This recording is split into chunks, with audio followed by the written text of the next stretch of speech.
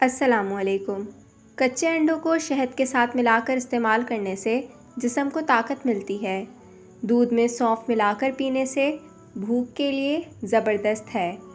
گرم پانی میں نمک ڈال کر گرم کر کے گلے کو کلا دینے سے گلے کے امراض میں فائدہ مند ثابت ہوتا ہے۔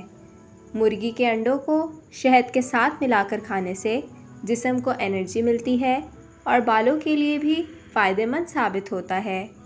کھانے کے بعد پودینے کے پتوں کا چائے پینے سے پیٹ کی بیماریوں سے نجات حاصل ہوتی ہے۔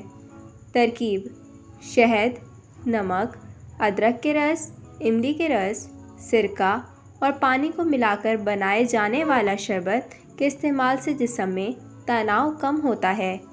کچی گاجر کو نمک لگا کر کھانے سے جسم کو طاقت ملتی ہے اور آنکھوں کی خرابی کم ہوتی ہے۔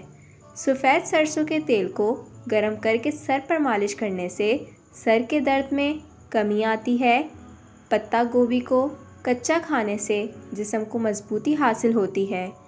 ہلدی کو شہد میں ملا کر کھانے سے جسم کی دفاعی صلاحیت مضبوط ہوتی ہے اور نزلہ زکام کے ختم ہونے کے لیے فائدہ مند ثابت ہوتا ہے۔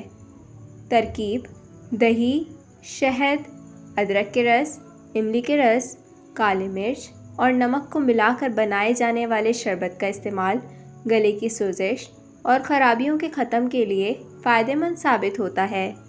کلونجی کو شہد کے ساتھ ملا کر کھانے سے دل کے امراض میں فائدہ مند ثابت ہوتا ہے۔